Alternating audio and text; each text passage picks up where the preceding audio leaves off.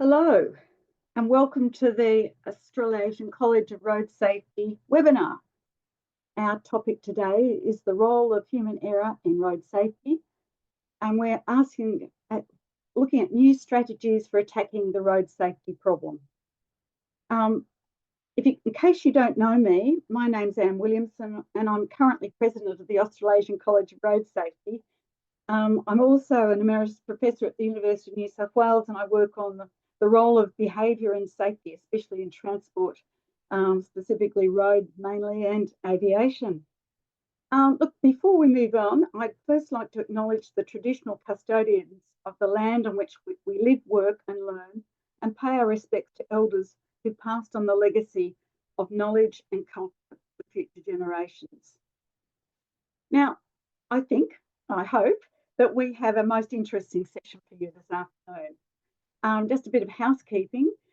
We have 90 minutes scheduled for the webinar.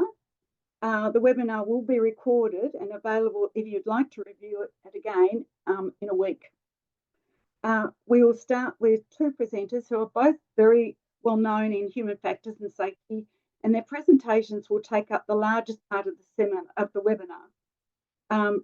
This will be followed by a panel discussion with the presenters where I will share it, but we will respond to questions from online participants in the webinar. So this is your chance to participate actively. And what we're going to ask you to do is to please submit any questions you have through the Q&A function. Now, and you can submit questions via the Q&A at any time, but we will focus on them during the panel session. Now, to ask a question, you just click on the Q&A at the bottom of the screen and type your question there. We will endeavour to get through as many as possible. And if you think is the question you see in the Q&A, because you can see them come up, and if you think it's one you'd like to ask yourself, you can indicate that by liking it. In fielding the questions, what I'll try to do is get as many of the responses where people share the same questions as possible, because I have a feeling that the panel time will run out of time fairly quickly. I hope it's going to produce lots of interest and some discussion. Now, we have two presenters today. I'm really pleased to say that Max Healy, who's a private practitioner on human factors and safety management, and he's going to start with an explanation of how considering human factors in designing the road system will reduce crashes and road trauma. Then we will have Associate Professor Gemma Reid, who is both Associate Professor in Psychology and Director of the Centre for Human Factors and Socio-Technical Systems from the University of the Sunshine Coast. And she's going to help us work through a case study of user-centred design in road safety. Both of our presenters are very kindly giving up their time to present today, and I hope that you're going to be as excited by what they're saying as I am. So, without further ado, I'd like to welcome Max Healy, who, as well as currently being a private practitioner on human factors and safety management, has over 30 years of experience in broad applications of service, research, investigations and education in a wide range of industry sectors, including transport. And he was National President of the Human Factors and Ergonomics Society of Australia as well. So I'm going to say no more and hand over to you. Thanks, Max. Thanks, Anne. I'm just going to share my screen. Thanks, everybody. Welcome, everybody. Let me just find the right buttons, and hopefully that's being shared. Anne?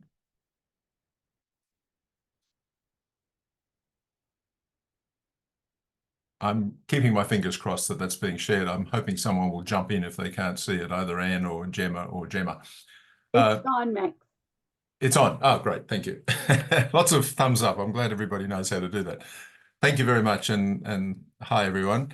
I've worked in various aspects of all transport modes at one time or another over the years, including road. But for the last several years, my main area of involvement's been rail industry. So when Anne kindly invited me to come along this afternoon, I thought I'd better have a look at what's the current thinking and approaches are in road safety at the moment. And so I started with the ACRS website and had a look at the position statement about systems thinking in roads. And that led me then to the safe systems approach and model. And reading a little bit about that, I thought those initiatives that are cropping up under that, the research and the solutions for improving the crashworthiness not only of vehicles but also roads, I think are tremendous. And I read somewhere that someone described it as designing crashes to be more design. I'm sorry, I can't remember who said that, but it's a great expression, and it's a really clever alternative perspective on it. So there's some terrific stuff happening there. There was one thing though that gave me pause, and that was what appeared to be, and I think it's quite explicitly stated in a lot of the safe systems approach, that there's almost a resignation that we can't do anything about error, and so we need to protect people from the consequences of the error that will inevitably happen. I disagree. And I hope to develop an argument about that through the presentation today. But I want to make clear that this is not in any way an alternative approach. It's an addition to the fantastic work that's being done, not only through the safe systems approach, but also a lot of the incredible engineering that's being done in vehicles these days too.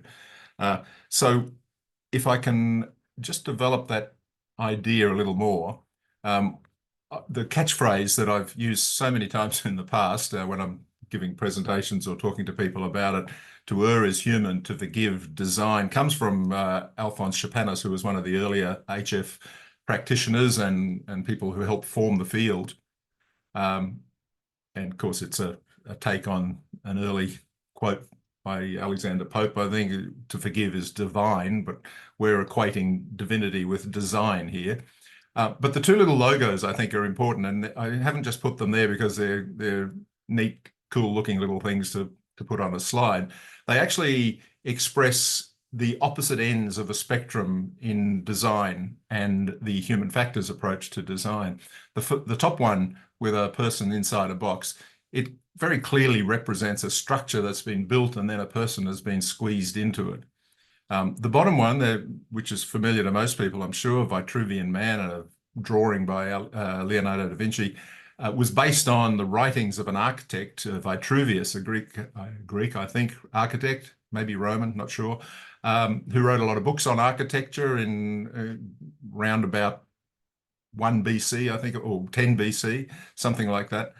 And notwithstanding the interpretations and the misinterpretations that many people have about this drawing, what Vitruvius said about it was that he was an architect, so he was talking about buildings. He said buildings and environments should be designed to be in harmony with the characteristics of the people who use them. So we've got those two extremes. One is build things and people will then have to learn how to use them, or start with people and build things so that people can use them well. And that's really the distinction I want to make here at the moment. If there's one overarching message, it's that we need to design to suit humans rather than expect humans to accommodate to poor designs.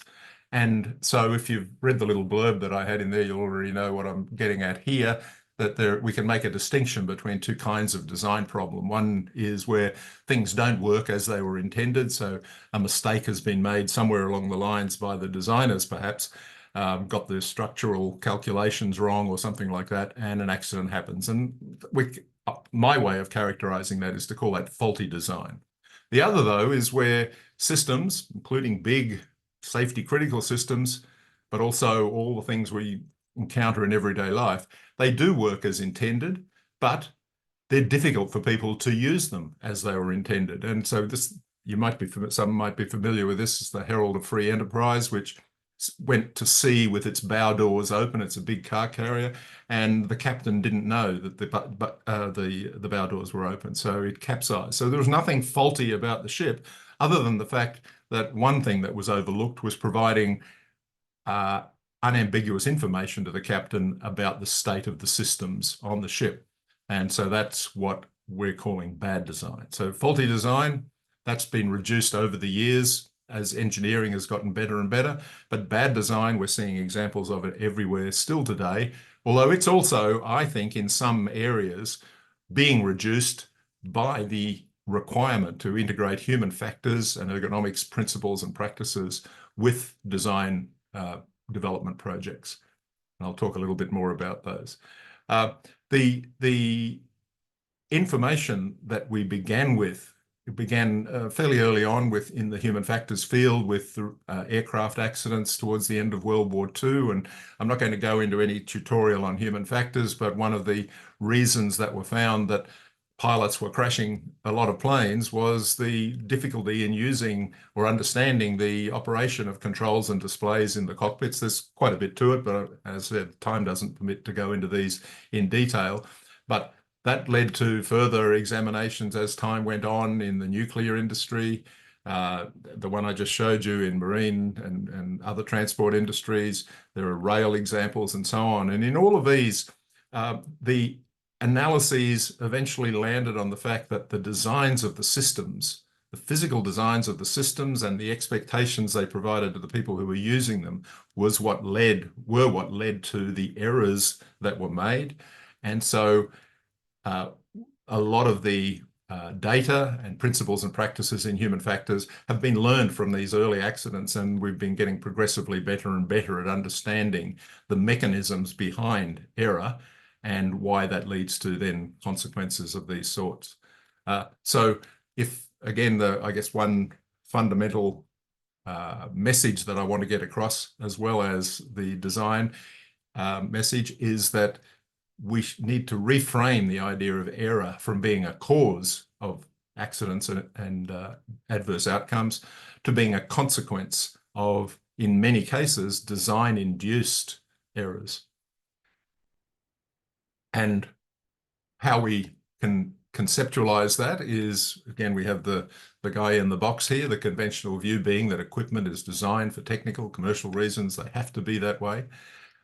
People, therefore, are responsible if they make errors when using equipment that hasn't taken their characteristics into account.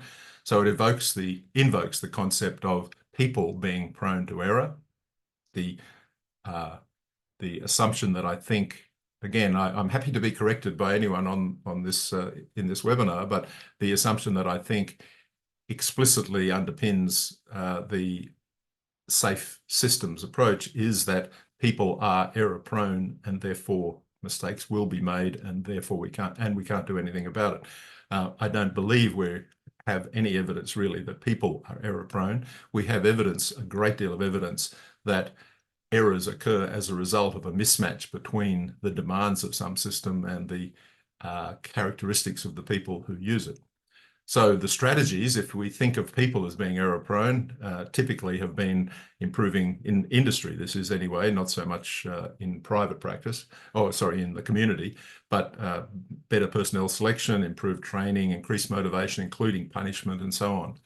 The systems view, the view that human factors takes, is that systems and equipment should be designed for their users. The user, we start with the users. The characteristics of the equipment and the work system are what predispose to error.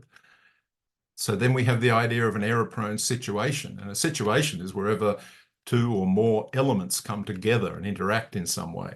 So by detailed analysis and understanding what the users need, because we have limited ability to change people in any reliable and persistent way, but we have a great deal of discretion in how we design the systems we give them. And so we then design systems to suit those capabilities. So how do we do that? In human factors, there are two predominant concepts or models that we use. The first is a fairly high level and fairly, I think, understandable concept, and that's the idea of a demand-resource relationship. So when we do anything, when we use anything, when we perform any task, any activity, at home, at work, in vehicles, whatever we do places demands on us as a person. So if I just get up from the chair and walk across the floor to turn a light on, the gravity and the stiffness of the floor and the height of my chair all place physical demands that my musculoskeletal system meets.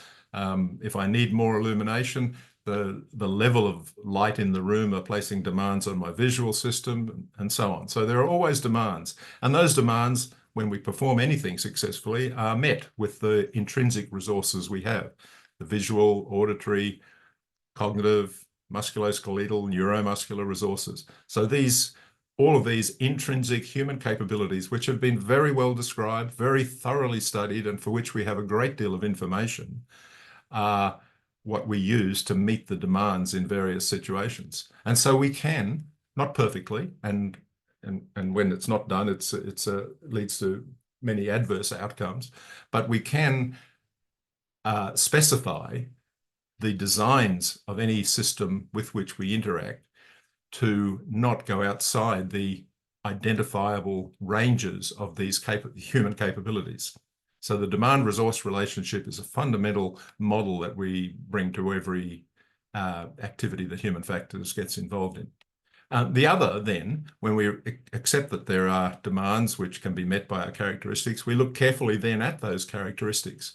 And one of the most pervasive and I think well-established models is that people are processors of information. We take in information, we call that perception, we acquire it, so there are mechanisms we have, our neuromuscular and musculoskeletal system, as well as our brains and nervous system, have mechanisms by which we can acquire information. We understand and process that information, sometimes recode it into different forms, and that's what we call cognition. And a simple word for that would be thinking, but a lot of it takes place beneath consciousness as well. And that's where automation or autonomous behavior can come in. And also we then act upon it, and we have various capabilities in action. So those two models are fundamental to human factors, understanding that every situation presents demands, that we have resources that meet those demands, and the resources can be characterized as information processing resources that we can then study in more detail. So there's a simple model that is often used to describe that process. And one thing I didn't mention there, but two very important resources are attention and memory. We have the ability to direct where we're focusing our perceptual apparatus at any given time, and also our cognitive apparatus, the thoughts that we're having or the thinking that we're doing, the planning, the problem solving. And also we need, when we're doing anything like that, any of these activities, we have memory storage capacity, which normally we just call memory. There are types of memory, working memory, long-term memory, and they have various capacities and limitations. And we need to understand these as well in order to determine whether the demands of a task are exceeding these or whether it's been well designed to enable us to use these capabilities. So if you put that into the road environment, here we have a person in a car and just a schematic showing the overall road system within which there's the external environment, which is the ambient environment around a vehicle, the immediate roadway that a person's traveling along, the signs at the side of the road, advertising, the curvature of the road, the weather, and so on. And then there's the in-vehicle workspace. We have a person who takes in information, perception, cognition, action. Sometimes there's direct relationship between perception and action, which we could sometimes call perceptual motor relationships, and that's more autonomous or automatic. We don't think about some things. We simply acquire information and act on it. Now, one example of that I do want to mention, which I'll come back to in a moment, is this concept that's often talked about in road safety is distraction. One of the evolved characteristics that humans have, a very adaptive and useful characteristic, is the ability to be distracted. Now, that sounds a little odd when we talk so much about distraction as being a problem, but if we did not have the capability of being distracted, we would probably not make it safely through the day. It's a characteristic that's evolved through eons of human development, and we have almost hardwired mechanisms that ensure that For example, if a salient bright object appears in our peripheral vision, we will turn towards it and look at it. We will, if we hear a sound or a sudden sound or something that we're not used to, we will reorient our attention towards that. Distraction is a capability that humans have. The problem occurs, and sorry, and the reason I mentioned that there is because that's something that goes straight from perception to action. We don't stop and think, should I turn my head when I see a flashing light at the side of my in my peripheral vision? It just happens. So the reason for mentioning that is that distraction is while it is a human capability, it's also something that we need to be aware of when we're designing environments so that we don't falsely introduce sources of distraction that can then lead to the problems that we encounter. So there's a lot of work being done on distraction, a great deal of really terrific work, and about the designs, organizational as well as physical designs that should be addressing it. So displays of any sort, and the display here includes everything that a person might be able to see. That includes what's coming in through the scenery that you can see through the windscreen, through the mirrors, as well as what's on the physical displays in front of you and the console itself and so on. We have controls that we operate in response to what we see or what we need. And these are the things that we have a great deal of discretion about how to design. We don't have a great deal of discretion over the perceptual, cognitive, and motor responses of humans, but we do have discretion over the way we design the environment to provide information to us, and also the in-vehicle workspace more generally, which can influence where displays are placed and where controls are placed and so on. So just as a quick example, I won't go through these in detail, but I wanted to show this to say we can very readily, not easily, but readily analyze the demands that are placed on a person when they're in a motor vehicle. And there are many, many demands, and we can break those down into various components, excuse me. And quite clearly we can see that there are cognitive demands of people have goals and plans. There are a lot of things that determine their attention. There are distractions. There's the need for vigilance sometimes, which is the sustained attention when there's a low workload, and many other demands too. I won't go through them all: visual, manual, anthropometric, auditory, etc. But I just wanted to show that we can analyze this in a great deal of detail. And we can then look at the relationship between those demands, and I've only put a few up here, but analyze those in relationship to the resources we have to meet those demands. So with our attention, there are various aspects of attention that are important to understand, such as where to look, with bottom-up or top-down process. What I said before about the being able to be distracted by salient stimuli in your periphery, that's what we refer to as bottom-up processing. Top-down is where we pay attention to things that we're thinking about. So we start at the brain and it goes down to our attentional mechanisms, whereas with bottom-up, it starts in the environment and goes up to the brain. And visual, we have characteristics that such as visual acuity, contrast sensitivity, visual adaptation to brighter and darker ambient conditions.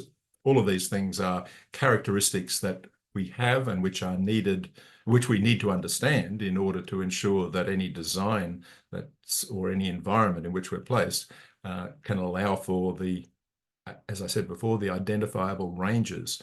In many cases, we have quantified ranges within which these characteristics and these capabilities work. In other areas, we can only qualify or provide qualitative characteristics, which we can then subject to testing. So to dispel perhaps one of the biggest, I think, myths around human factors is that it's not about improving people. And many people seem to think that. I'm sure many on this call don't think that, but if you're in this webinar at all, then you're much more enlightened than perhaps many in the general public who think human factors is about what the term I don't particularly like is the human factor, which simply means, well, yeah, it's people. What can you do about it? Human factors is about the application of scientific information about human characteristics to the design of systems. So it's designing with users in mind. And there is a method that has been well established and well developed and increasingly developed over the years called human factors integration. And that's a formal process. I mean, you could take it informally and simply say, well, that just means thinking about human factors as well as everything else that you think about when you're putting together a design or when you're planning on improving a workplace or improving the vehicle. But there is a formal process, and there are many different versions of this formal process that integrate all of these human factors considerations into the system engineering life cycle. And that's particularly important, I think, in road, just as it is in rail and aviation and other areas where vehicles are being designed or where transport environments are being designed, because system engineering is very important in those fields as well, particularly when projects are being started with very important end states. We need to have a systematic, comprehensive way of getting to a desirable end state and ensuring that human factors has been included in those considerations. So human factors integration essentially is good design practice. This is how you shouldn't do it. This is how it shouldn't be done, I should say. And unfortunately, the reason I have to put this up here is because it often does happen this way in less enlightened environments. We always begin, nothing gets built if there isn't a need for it. There'll be business factors, there'll be requirements that for a vehicle, for something to do something, whatever it is, there'll be organizational and business factors. That leads then to bringing in the technological solutions that will meet those business factors. And at that point, something gets designed. And then, often as an afterthought, often not at all, but often as an afterthought, we are concerned with the people. And so this is what happens then. And unfortunately, and that's definitely not the way to do it. Whoops. Unfortunately, it's very, once you're at this point, it's very hard to go back here. A lot of money and a lot of time has gone under the bridge at that stage. So that is not how human factors gets integrated. The way to do it is to bring those three domains together simultaneously from the beginning, so that the human factors inputs, the technological solution, the engineering solutions and so on, and the business requirements are all brought together and co-considered in terms of developing design solutions of any sort. And that's what leads to then these desirable outcomes: safety, usability, performance, reliability, acceptance, low cost. Any solutions like this, particularly if they're interfaces, if they are well designed, they are much easier to learn and ultimately satisfying for you to use as well. So the human factors component of that triad is where we work together with the business requirements. We need to understand what we want, whatever it is, whether it's a road system, a roadway, signage that goes on the road, or whether it's the vehicle itself, the interior. We need to know what we are trying to achieve. We need to know what the technical and engineering options are, the potential solutions. And what human factors brings to the table is, first of all, identification of all the relevant users, including their attributes and characteristics in the human factors terms that I spoke about a little earlier. And then we do what's as a fundamental aspect of human factors. Almost all human factors work arises then, if it's to be effective, from task analyses and scenario analyses. We need to understand what people will do and how that will affect them, and how those demands of the various tasks or the scenarios in which they find themselves, how those will affect the characteristics and the resources that they bring to the table. And it's from that combination that we can then develop user requirements. And in many cases, very many cases, we can make them quantitative user requirements. Where we can't make quantitative user requirements, we can provide qualitative requirements that can then be subjected to user testing. The quantitative ones do, of course, as well.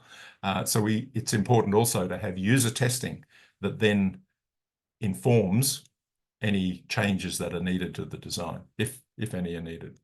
And the user testing itself is a fundamental part of human factors, and it's not simply asking a couple of people, what do you think?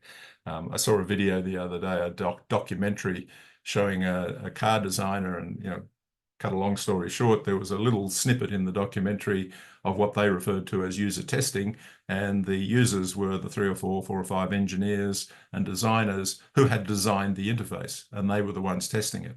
That's precisely the wrong way to do user testing.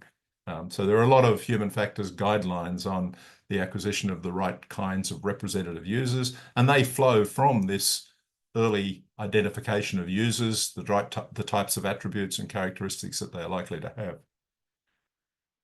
So some conclusions. I won't read all these because I put too many, and I fear I may have gone over my time.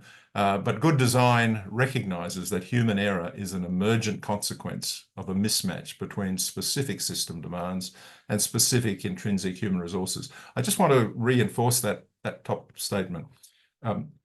Human error is not a big, amorphous, undifferentiated phenomenon that we can't do anything about.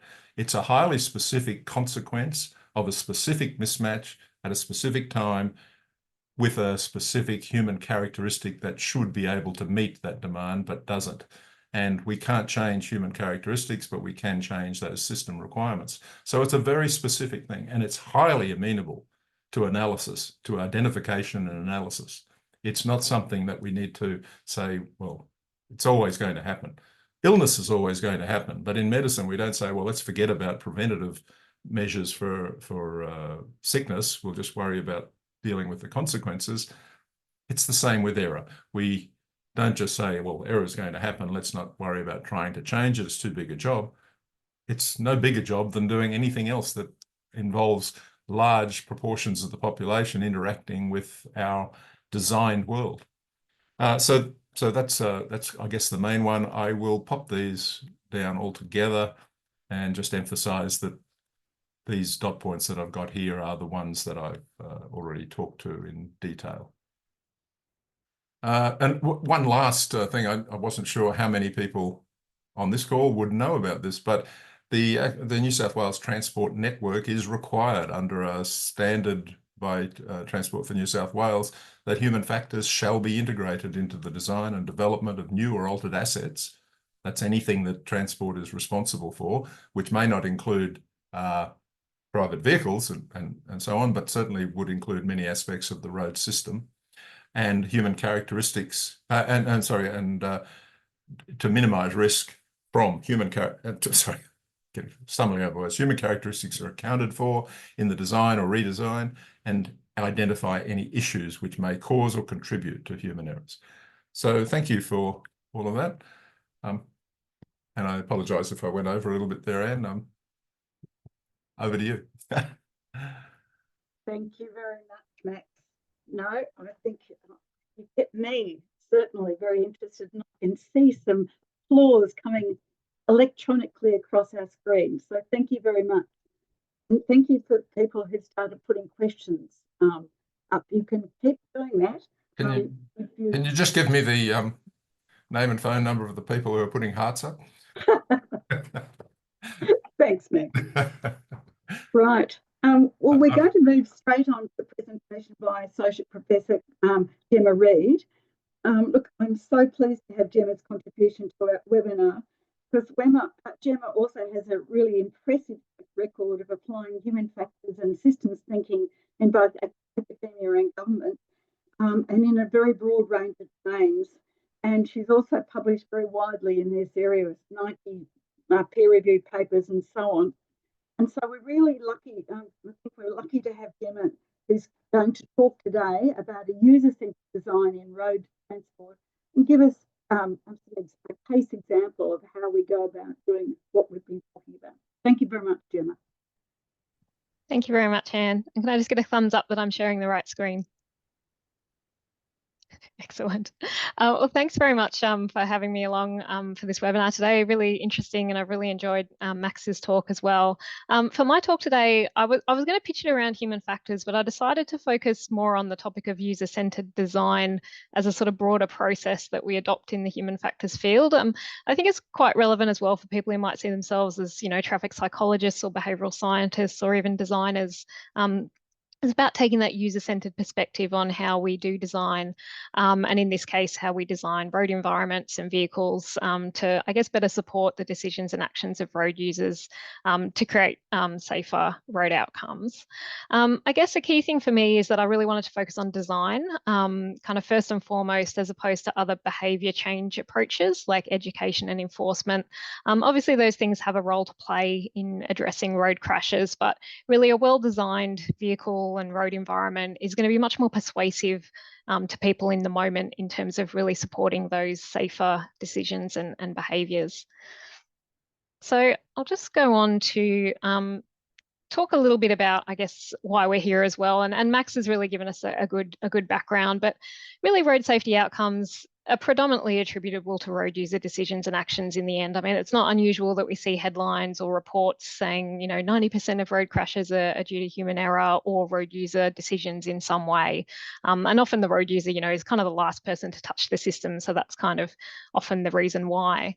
Some recent work coming out of South Australia found that the majority of crashes that they analysed had occurred due to human error or this idea of system failures. So it's more about how the system was set up rather than deliberate or extreme behaviours that we might think about as causing road accidents or road crashes. So I think that's quite interesting as well to kind of put into perspective where the problems are.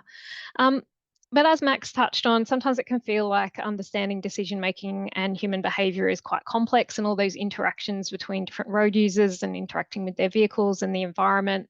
And we've also got that kind of issue around personal experience. So a lot of us are road users ourselves. So it's easy to fall into the trap of thinking that we know everything about human behaviour because we are a human in this system. And it can kind of lead to that feeling that, dealing with road user behaviour is just common sense. But as Max has already pointed out, and I hope to point out in this presentation, there are ways that we can deal with the complexity of road user behaviour. And also, I guess, to get across the idea that it's not all common sense. When we do look at the research in this area, we do find, counterintuitive findings or findings that might make us, reconsider the way that we approach things. So, for example, warning signs are pretty commonly used in our road system and in our standards. But when we sort of look at the research around that, there's, for example, studies that show that eye fixations on signs are actually pretty limited. So one study suggested that 28% of signs were looked at in an on-road study of drivers. And drivers were also really poor at recalling the signs that they'd encountered. So that could be a bit of an issue. We also know, for example, from research that hands-free mobile phones increase cognitive load, and in comparison to talking to a passenger, they increase that cognitive load a lot more because obviously the person isn't in the vehicle seeing what the driver is seeing and interacting with that environment as well. One study suggested that performance using a hands-free phone was rarely found to be better than using a handheld phone. But our laws really focus on that, handheld or touching the phone rather than the cognitive load associated with just speaking to someone who isn't present in the vehicle. We also have findings around the use of advanced driver assistance systems, which are obviously developed to improve safety and in many cases can be a really useful aspect, but they can lead drivers to engage in more secondary tasks. So some research has shown that drivers will engage in more secondary tasks when they have these systems on board.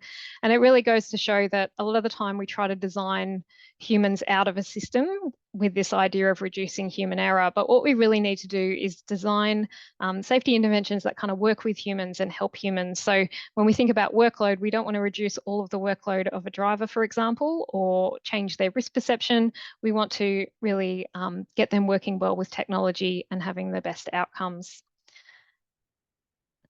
So I'm just trying to find my mouse again.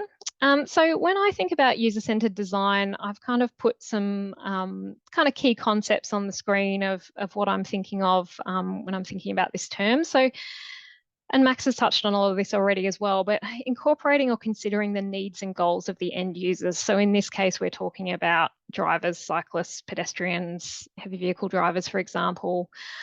Also that idea of approaching the design process with empathy for the user. So trying to understand why it is that people do what they do, and focusing on, how we can support them to make good decisions. Contextual design is also another area. So we want things that are actually appropriate to the local context and the way that people are experiencing that context. As part of that, also making things easy to use and intuitive. So I think everyone kind of understands that idea of usability in what we're doing. And I guess then a really core thing is about applying sort of known theories, methods, and evidence about road user cognition and behaviour and how people actually behave in road environments. And I also wanted to touch on this idea of different levels of analysis. So today my focus for the case study is going to be thinking about the physical system in which road users are interacting with each other, with their vehicles, and with the immediate road environment. And I'm going to take an intersection system to look at that. But I thought it would be useful to also mention that this system sits within a wider road network, for example, and an urban area that people are also travelling through, and that there's also a wider social, economic and political system in which decisions are being made that are relevant. So I suppose it's important to remember that factors at various system levels do come together to influence road safety outcomes. But today, as I said, my focus is how we can use a structured approach that does come from the human factors field but fits within that user-centered design area. How structured approaches can assist with evaluating the design of a particular intersection. And the intersection that I chose for today is actually one that's not far from my office. It's actually the entry to our university campus. It's one I'm quite familiar with personally, and I just sort of chose it as an example that we could work through today. So the particular case study is this intersection. So it's an existing intersection. It's the entry to our university campus, as I said, and there's a few things I just wanted to point out in terms of the local environment. So you can see there are nearby, there's a licensed venue and some restaurants. There's also a secondary school that's not far away in terms of its entry point. And we do have some, if you can see my cursor, some sort of bus stops and parking over here, which can lead people to need to access the secondary school. And we also fairly recently had some more supermarket and retail development over here on this side as well. So it's quite complex in terms of the intersection and the surrounding environment as well. And it's an area that started off just with the university and the secondary school there and has kind of built up around it over time, which is quite interesting. And so I really just want to focus on a very simple part of this intersection. So it's actually just this slip lane here where people are coming down into the university campus itself, and just focus on safety around that. So if we take the case study idea, we can imagine there's been some reports of near misses around the use of that pedestrian crossing, and we want to do a safety evaluation and have a look at what's going on for the different road users there. We can take different data sources for this sort of case study. I haven't done a formal analysis. This isn't a research project, so I haven't done all of these things. I've basically used expert input and some observations for this case study today. And it would obviously depend on resources and risk as to how much work goes into some of these analyses. But for example, you could use incident data if it's available to understand what's happened before. So if there's been near misses, what happened, using expert input, using structured observations, if you have the time and resources, otherwise unstructured observations or site visits. There could be on-road studies. So we've done previous research where we've actually used instrumented vehicles and gone out and really assessed environments through that. But obviously that's fairly resource intensive, as is using driving simulators and things like that. So you might be going into more of the research side of things there. You could use intercept surveys or online surveys, but it is worth just being careful about using subjective data because people aren't always very good at talking about their own expertise unless it's done very, very carefully. Mostly because driving is quite an automated process as well, automatic process for us as well. It can be hard to elicit really good information subjectively, so it's often good to get more objective data. So just with this particular intersection, I'm going to focus on this kind of area and really think about, I guess, the first step in a lot of human factors analyses, as Max actually mentioned, is really understanding the users, their characteristics, and their goals or motivations as well. And so here in this case study environment, we have a lot of drivers, but we also do have cyclists, pedestrians. So you can see there's a cycle lane here. There's also a zebra crossing, pedestrian crossing at the top here, and at the traffic lights, there's pedestrian formal crossings as well, signalised. Motorcyclists use the area. We've also seen an uptick in e-scooter riders, particularly associated with the local school. And there can also be heavy vehicles or delivery drivers using this area as well. They're not actually supposed to use this entry. There's a prior entry with the loading dock, but it's not very well signed. So sometimes delivery drivers will come through here. So if we look at the user characteristics, and I think this is where it gets quite interesting because you're looking at that context and that local environment. So here we have university students as drivers. So there's a high proportion of novice drivers, so people going through that graduated licensing system. They may also be quite unfamiliar at the start of the year. So we have, the new intake at the beginning of the year. So there's a lot of people who are unfamiliar with a particular context. And we also have people who may be unfamiliar with local conventions, so international students and international visitors who are using the road as well. Cyclists, we see a lot of school-aged children, but we also have quite a few commuters, so a mix of sort of slower cyclists using the footpath versus faster cyclists who are using the road lanes. Pedestrians is a mix as well, but a lot of school children. There are parents accompanying younger children and using prams as well, which can take up quite a bit of the footpath. And we also see quite a lot of people who are running or exercising in this particular area as well. Motorcyclists, again, could be novices. I mentioned the e-scooter riders and the heavy vehicle drivers as well, who are professional drivers but are likely unfamiliar and a little bit found themselves in the wrong spot.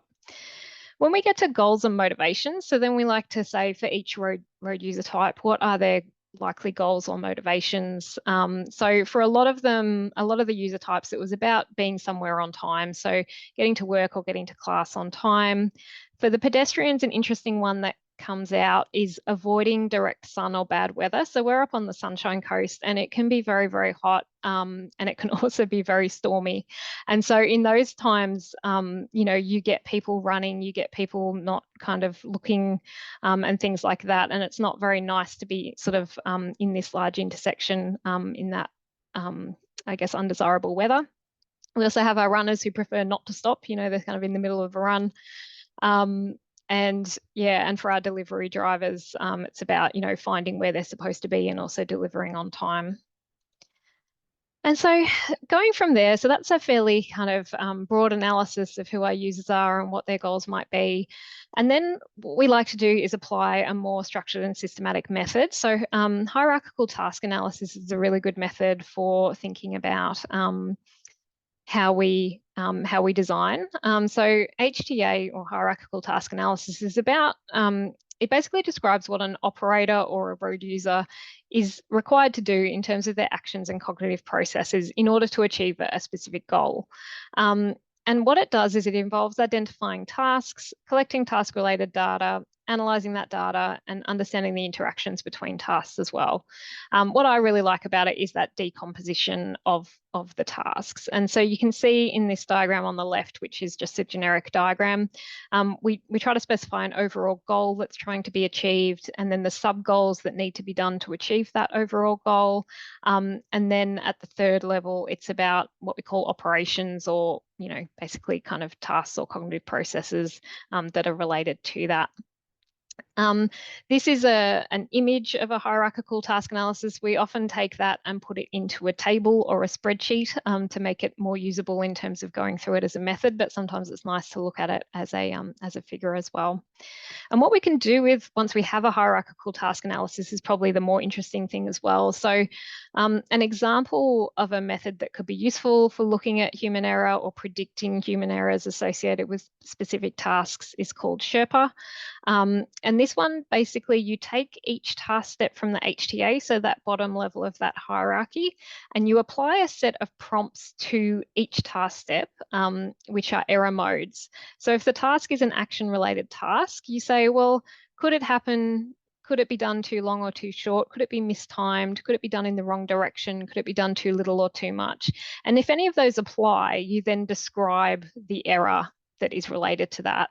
And you can go through a process of looking at things like probability and consequence, and also identifying, contributory factors or performance shaping factors associated with those errors.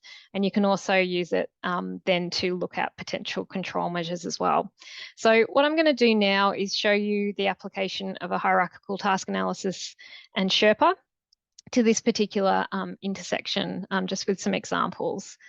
And so it's a fairly simplistic hierarchical task analysis that I'm going to show you, which kind of goes against a little bit of what we're talking about today, which is, the complexity of these road environments. But for today, I've just looked at a driver negotiating this slip lane, and you can kind of see, if you imagine they're sort of taking this sort of path, so they're coming from the left-hand lane into the left slip lane, and then they're making a left-hand turn, so they need to give way here to other road vehicles. And if we apply HTA to that particular scenario, we can say the driver's overall goal is just to turn left at the intersection. So it seems really quite basic, but let's just focus on turning left at an intersection. In terms of their sub-goals, so the things they need to do in order to achieve that is they need to be controlling their vehicle, they need to negotiate lanes, they need to give way to pedestrian crossing users at that zebra crossing, and then they need to give way at the intersection and select a time to pull out safely and turn left. And when we dig down into the next level of detail there, you can see it gets a little bit more specific. So to control the vehicle, they need to operate speed, maintain a safe headway, manage their speed, and take evasive action if needed.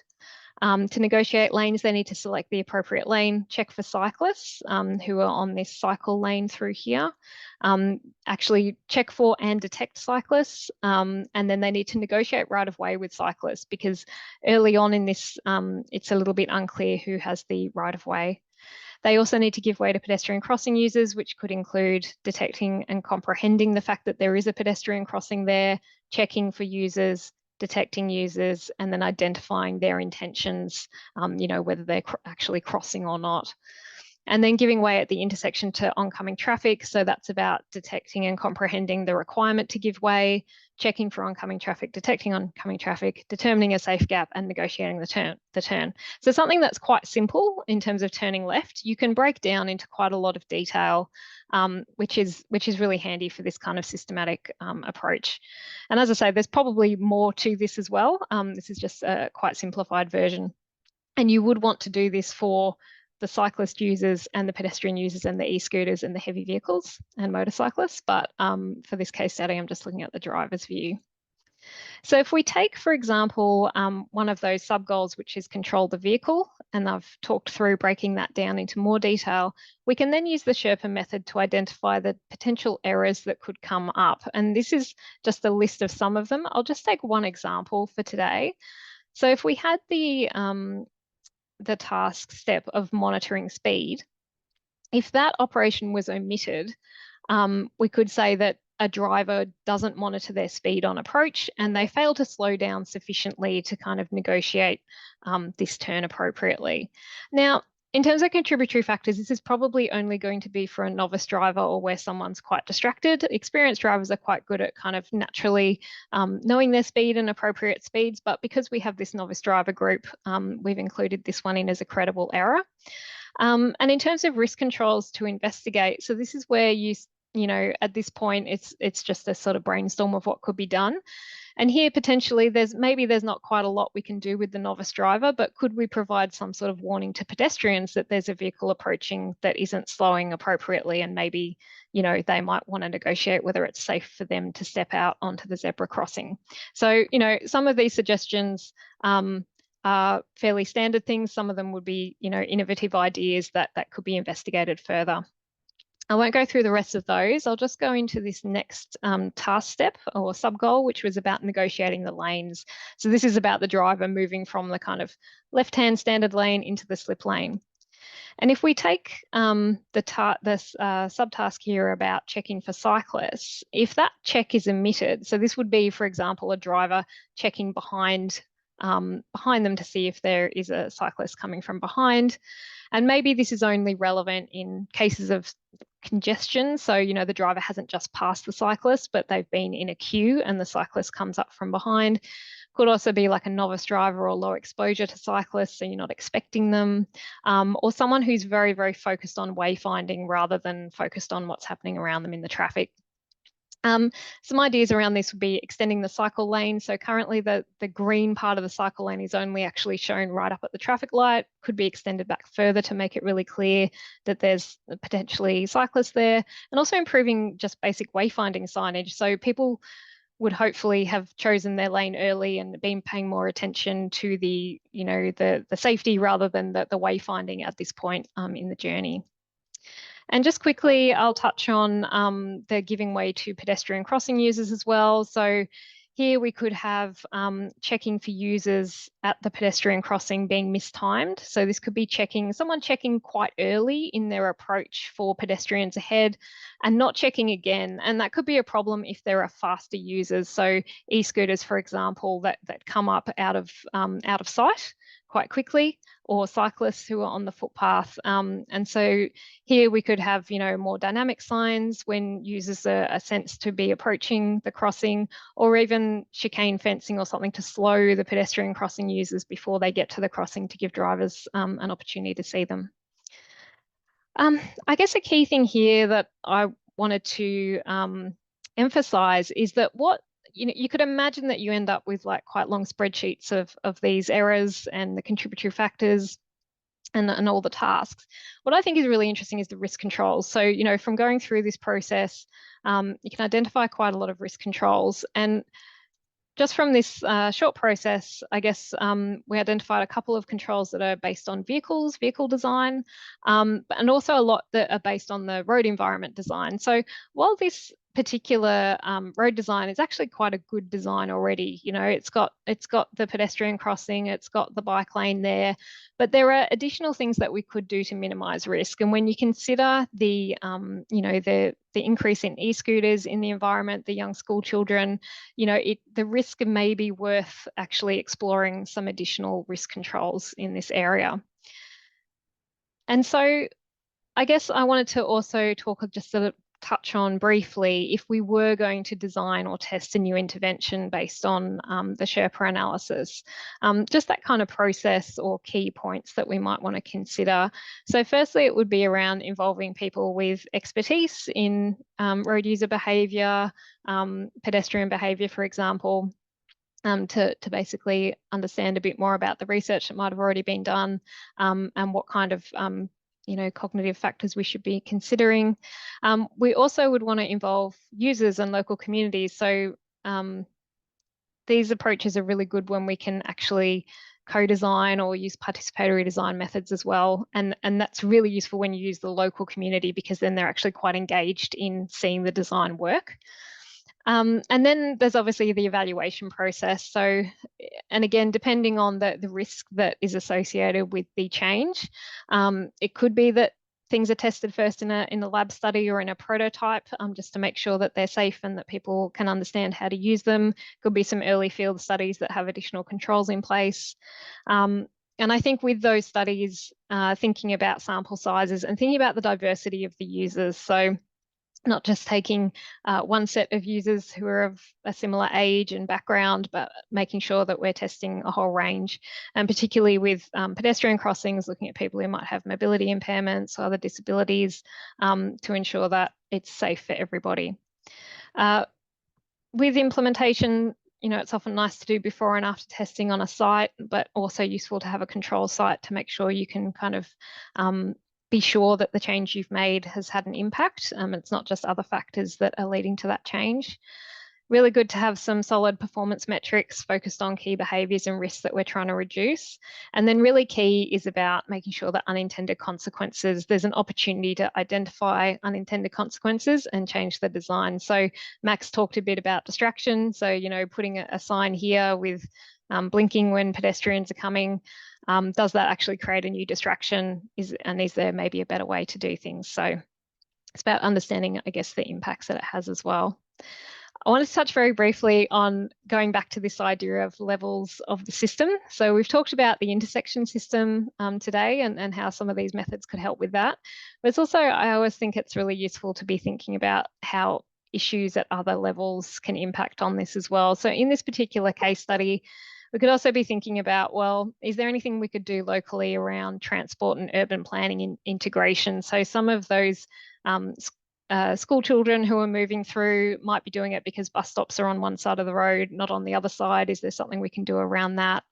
Have we decided the position of the retail shops and how that changes desire lines and things for pedestrians and cyclists and e-scooter riders?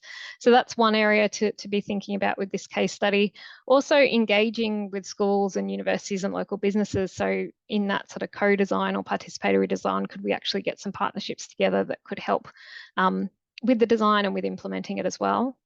And then at the kind of wider system level, so that kind of broader social, economic, political system, managing the introduction of new transport modes like e-scooters and laws around that. We've got things around promoting, how do we promote a culture of safety versus blame or compliance? So, and in this case where we have a lot of the risk may be associated with younger school children, that's probably a little bit easier because people are quite engaged with avoiding safety risks around more vulnerable road users. But I think across the board, focusing on that, shared responsibility idea. And then another one that came through, because a lot of our user motivations ended up being around, time, like getting somewhere on time, being somewhere on time. We've got a kind of cultural shift at the moment, or it's been going for a while, where there's a lot of busyness, there's a lot of focus on productivity and doing things, quickly and efficiently, which may actually, be something that we can address in our wider social system as well to kind of reduce some of that pressure on people and reduce some of those time pressures as well. And just wanted to touch very briefly on the idea of human error in road transport. So I've been talking about human error. We've used the human error identification method called Sherpa in the case study. But the term itself has been subject to quite a bit of debate in the safety science field in recent years, or maybe even over the last sort of 10, 15 years. And we wrote a paper on it a couple of years ago about these ideas of evolving perspectives on human error. So is human error focused too much on blaming the human, and shouldn't we be looking more at the system? I think, and we came to this conclusion in the paper, that human error identification methods are actually pretty useful when we use them proactively at the design stage. So we're looking to say, what could go wrong when someone tries to use this product or system, and how do we design that out to help them? But it's more about avoiding the term human error as when we're talking about the cause of crashes or adverse events in systems. So there we're sort of putting blame on the individual, and I think that's when we probably should be focusing much more on how the system failed and how do we improve the system rather than trying to change the person. And I also just wanted to end touching on some work that Austroads is doing at the moment that many people in the webinar might be well across anyway, around driver distraction. So we've talked a bit about distraction today, and we've also been talking about human factors and human factors integration. So just so that people are aware, there is work being done via Austroads to look at human factors integration processes and user-centered design for distraction in the road transport system. So some of our team are involved in that with Monash and Austroads. And so I think it's a really nice step. You can sort of see the development of guidelines and things coming through, and it seems that there will be some more guidance in the future around user-centered design, human factors, and how it can be useful in the road system. So with that, I'll say thank you, and happy to answer some questions or be contacted later if anyone's got any follow-ups as well. Right. Thank you very much, Gemma. That was fantastic. I'm sure everyone's got a million thoughts that hopefully we're going to change the pace a little bit. And we're going to move on to the panel discussion where a number of people have actually asked some clarifying questions and asking questions about the implications of the material we're talking about. So whilst you were both speaking, I went through the Q&A, and we'll go through the main ones that have achieved at least 1 or 2 or 3 likes, so that we can get to those. And I do apologise if we don't get all of the questions that have been asked. Our intention is to finish by 5:30. That's Australian Eastern Daylight Time, 5:30. Anyway, without me saying anything more, I see the very first question is one from Edward. And the question is, how or why have touchscreens in cars been allowed to replace tactile buttons or switches? This is real human factors 101, isn't it? It appears to have made it worse for distraction in cars, less able to operate functions without having to look at a smooth touchscreen. Max, would you like to go first? Yes, I agree. Sorry, who was that? Edward, did you say? Edward. Yeah, sorry. Thanks, Edward. Great question. And I, along with you, would probably like to find the guy who's responsible for that and give him a talking to at the very least. Look, I think one thing we regrettably need to come to terms with is the commercial imperative that providers of advanced technology and designers of vehicles and so on have to sell their cars and to in many cases with IT to try and incorporate as much as possible whatever automation and advanced technology they can into vehicles. It sells. It's no question that it sells. And you just need to look at a Tesla, for example, and look at the big screen that they have smack in the middle, and almost everything is done through it. I'm not very familiar with it, but I have seen them. And I am told that even to do things like turn the wipers on, you've got to go through a touch menu to find the right control. So I fully agree with you. And I actually had to cut a few slides out of my presentation just to keep it down to the right size so I could afford it, and I didn't want to go over time. But I had a couple of examples of what a lot of people would probably regard as real retro consoles on vehicles, and the one I like best has 3 or 4 big knobs right there, right next to where the driver can see them. They're very close to the primary visual field. They're tactile. Their tactile features are such that a simple touch will tell you that you're in the right spot and so on. So I agree. I don't think I can't give you an answer as to ultimately why we're going increasingly in that direction when it's very clear. All the evidence shows, all the evidence on distraction, on the introduction of in-car information systems and so on are showing us that those are increasingly sources of distraction, which are leading to the kinds of problems that we're increasingly seeing with accidents ultimately occurring because people are taking their eyes off the road.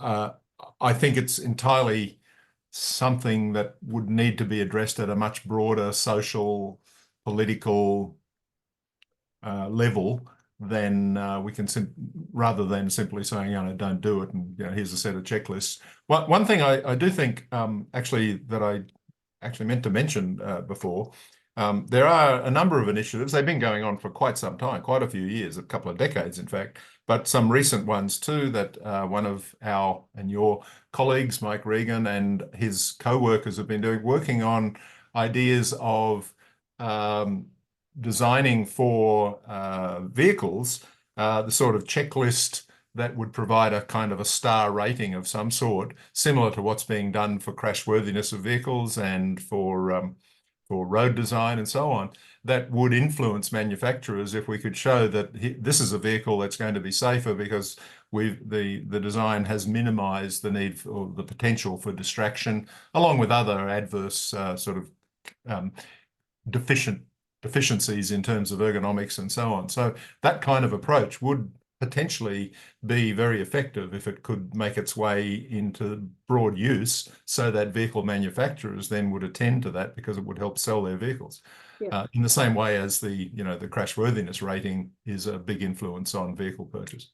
Yeah, great. Thanks, Max. Gemma, do you want to comment on this one?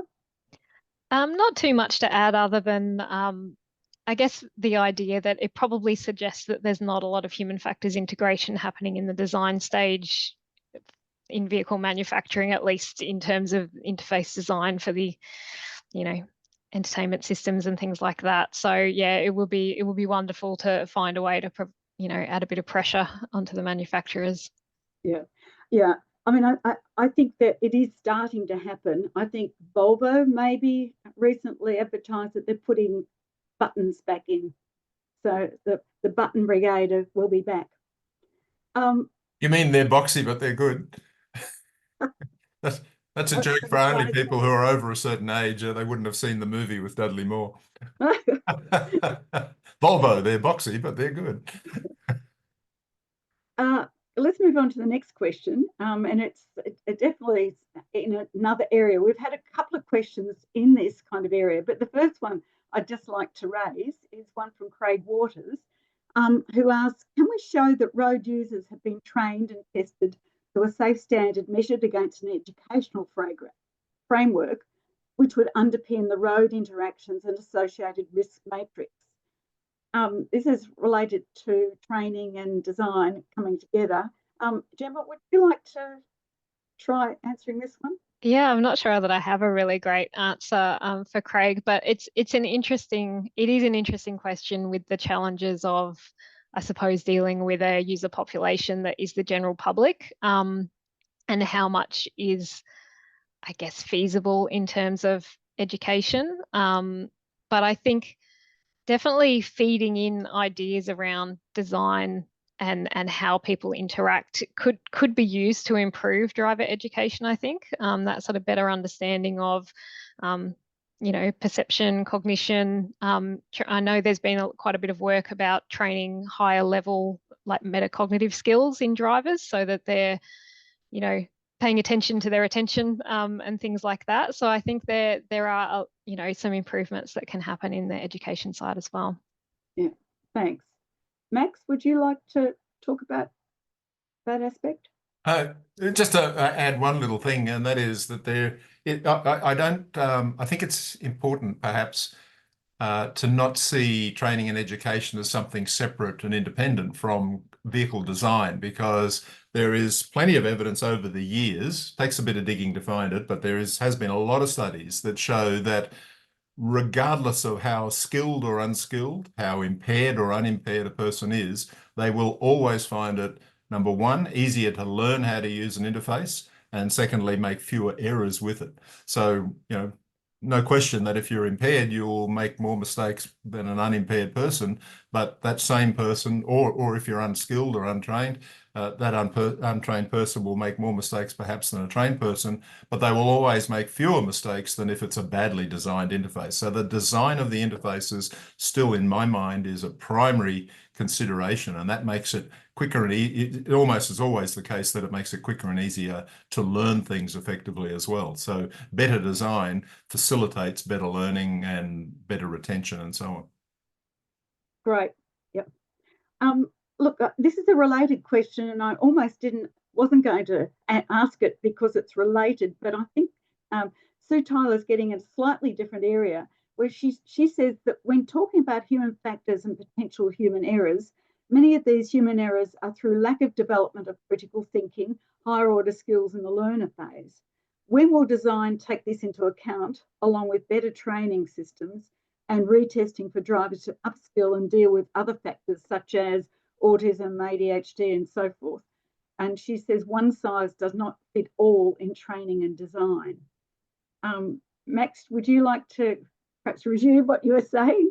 Well, I would reiterate definitely what I just said. And the only thing I'd add to it is perhaps tongue-in-cheek a little bit, but we take one of the most dangerous weapon in our society and put it in the hands of teenage and young males whose brains still haven't developed until they're in their mid-20s. So we've got people who are intrinsically impulsive, inattentive, distractible, and so on, and they're behind the wheels of, as I said, the most dangerous thing we could give them in our current society. So while we're probably not going to go very far with changing that in the near future, once again, I fully agree that we need a much more emphasis on good training. The driving tests that people have are fairly rudimentary, and they don't take into account a lot of things. They don't take into account a lot of the age-related deficits that occur. Probably shouldn't call them age-related because they're not necessarily, but also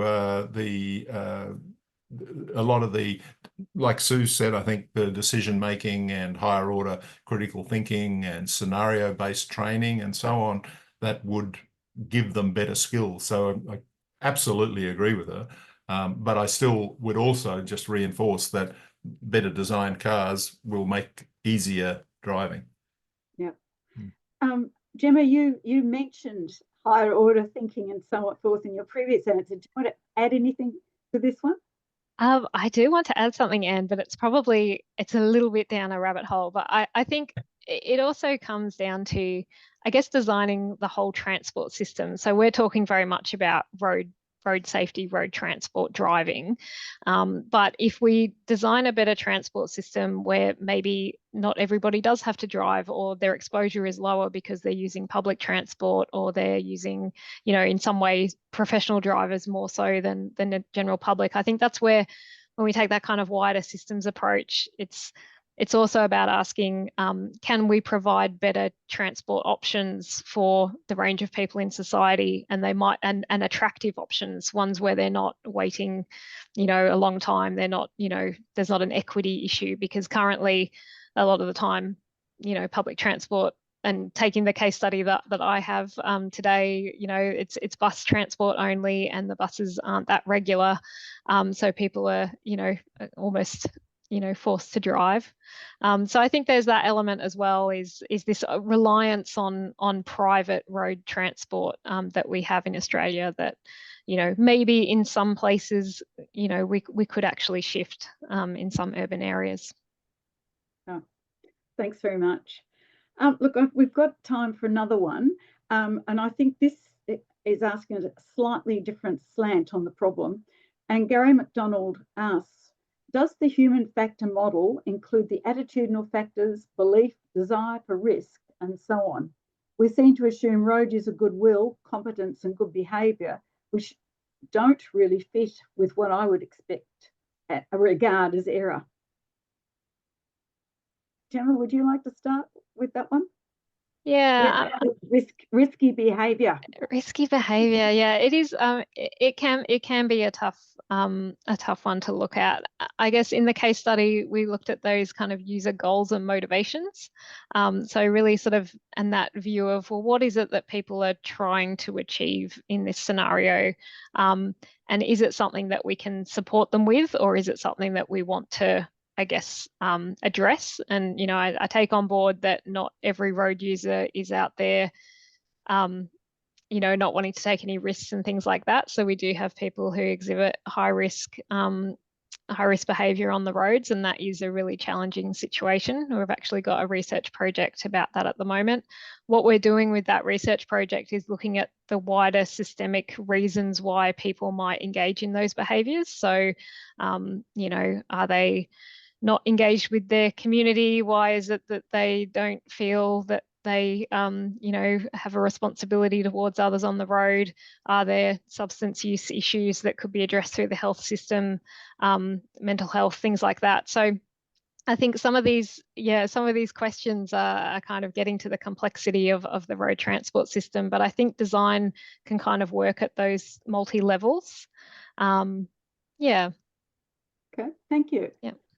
Max, you addressed this a little bit in your last one. Yeah, and I absolutely agree with what Gemma said. Nothing really to add or elaborate there, other than just to say that there are a lot of broad social, societal, cultural issues that impact road safety as well. Human factors was a discipline that developed specifically to identify those um, um, mismatches between the designs we give people and the way that they're able to operate them.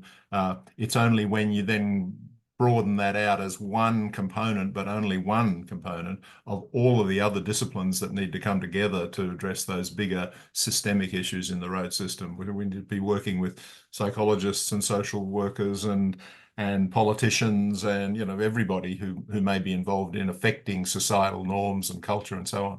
So we can't, from my perspective, human factors can't really, other than providing good designs, which always makes everything a bit easier and less error prone, we need to be working with others if we're going to get to that higher systemic level. I think the work that Gemma and her colleagues are doing, though, the whole systems approach and what I've seen of what she and Paul Salmon and others have been doing, looking at the big picture and how all of those influences come to bear, I think that's fantastic work. And that's the sort of thing I think that's needed to start drawing attention to those bigger issues. Right. Thank you very much. Look, we'll just try one more and see how far we get with it. Lachlan McIntosh, I'm assuming it's Lachlan M. We hear us or comments that we hear a lot about the alleged benefits of training, familiarisation of road users, of roads, vehicles, etc. How can we assess the variability of skill and competence? Max, would you like to? I'm sorry, I kind of missed the first part of what you're asking there. We hear a lot about the alleged benefits of training, familiarisation of road users of vehicles and roads. How do we assess the variability of skill and competence, and how do we? Yeah, you're actually breaking up quite a lot here, but I think I got the gist of it. He's asking, how do we assess the variability of the competence of people who are using the road system in order to perhaps, I don't know, make changes? Well, also the variation in vehicles and in vehicles. Oh, yes, right. vehicles and roads. Yeah, okay. So we've got variations in vehicles, we've got variations. You're right. So it's an absolutely dynamic, highly variable environment, and developing standards. So it's impossible, almost impossible, to characterize every single permutation when there are many, many, many variables that come to bear. But there are a lot of similarities in the way people respond to particular situations, and there are a lot of situations that have which appear on the surface to be different, but which have a lot in common. So part of what we do in human factors when we're trying to assess something along those lines is to look at what the commonalities are among them. So with vehicles, for example, there are many different types of vehicles.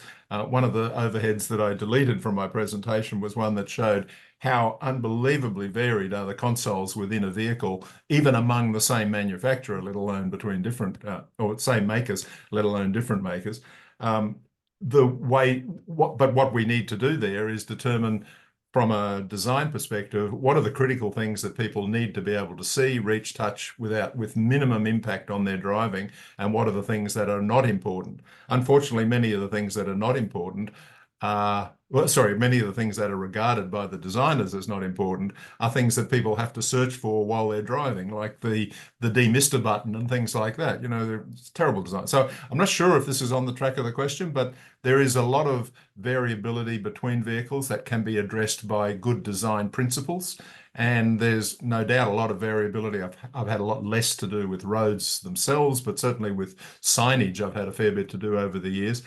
There's a lot of variation in the types of signs and where they're placed and so on. And there is quite good, quite clear principles and design guidelines that should inform that. So we know what to do with a lot of those things. It's just not being done in a lot of cases. Yep. Thank you. I'm not, I hope that was getting to it. I'm not sure. No, thank you. That's great. Gemma? Yeah, I mean, I think Max has answered that one really well. I guess we mentioned sort of variability, and I just thinking about that you know, humans are variable in their performance. You know, we're not like machines. We don't do things the same way every time. But that's not always a negative. That can actually be adaptive. And we actually do really, really well. So in a really complex, high risk road transport system, every day people are driving, they're making good decisions, they're getting out, they're taking evasive action, getting out of situations that, you know, could be dangerous. And I know we do see fatal crashes and serious injuries, and it's awful when it happens. But I think we've also got to give credit to drivers that a lot of the times they are performing, you know, fairly positively in a really complex environment. So yeah, I just thought I'd kind of end on a little bit of a positive as well, that given that we don't have really good human factors integration in the design of vehicles, and we're all aware of issues that we have ourselves with the road system, that actually there are quite a lot of safe outcomes that happen every day. Yeah. We need to start finishing up, but if I could add my 2 cents, that's my view too, that I think we would have, it's only because humans can figure out what you really meant by that sign, or which side of the road I should be on, and so on, that we don't have more crashes. But we're not assisting them enough by doing things that help them understand, don't mislead, confuse, distract, and so on. And unfortunately, that's where we're seeing that rather more than I think we need to. Look, the intention today was to discuss how reframing our conception of the role of error in road safety offers us new avenues for improving road safety. And at a time when crashes are showing perhaps some resistance to declining, and serious injuries are showing very little change over decades, we do need to look at other ways and better, new ways of approaching the problems. And I hope this webinar's got you thinking about how, by paying more attention to ensure that road system takes into account human characteristics, not just our frailty, but importantly, how we can assist road users to behave safely rather than confusing, distracting, and misleading them, which we often do in our current road system. Yes, the road system does this all too often, and when we allow these kind of problems to persist, we're creating the very errors that we're wanting to reduce. Someone asked a question about the 90% of crashes being caused by error, and I think it got answered in the chat to some extent. But it's important to realise that the piece of work that was done, I think by NHTSA, Dr. Singh, who did the original work, he republished his paper saying, and we didn't mean that 94% of crashes involve error. We're simply, the problem is, yes, the last thing that happens is often something a driver or a road user did, but we're not asking nearly enough of why they did that, and are there things we could do to help to ensure that next time they won't do that. Look, I think we do this in other transport sectors, in other industries. We just don't seem to have done this in road safety, and it means we are missing opportunities to make our road system safer, which is why we're all here, isn't it? So look, many thanks to both our presenters. Thank you, Gemma, and thanks, Max, for giving up your time today and putting so much effort into the presentations. I think they were very informative, and it is very much appreciated. The college very much appreciates, and I can see some applause coming across my screen now that others agree with me. Thank you also to Gemma Beat, our technical expert, who kept us all live, and I do mean that. Look, I sincerely hope we can keep the discussion going on this topic. We have quite a few options for doing this. We can use the ACRS forum, which is on the college website for members, and which is set up to facilitate discussions just like this. So we may, we're hoping to set up a stream in the forum where people who've been to this session might like to actually ask questions, give ideas, and so on, so we can actually keep this discussion going. We may also have a follow-up webinar which takes up some of the further points, because we didn't get to all the questions, and some of the things that could be we can tackle in a further webinar sometime in the next few months. And I'm sure there are other ideas out there as well. so that haven't got into the Q&A and haven't got into the chat. And once you start thinking about this, you may well have other questions. So do let us know if you want to share them. Thank you very much to all you participants, all the people who put fingers to keyboard, and those who just sat and listened. We hope we found something that was provocative and interesting and might get us all thinking about new approaches, new ways of tackling our road safety problem. Thanks very much, everyone. Have a good evening.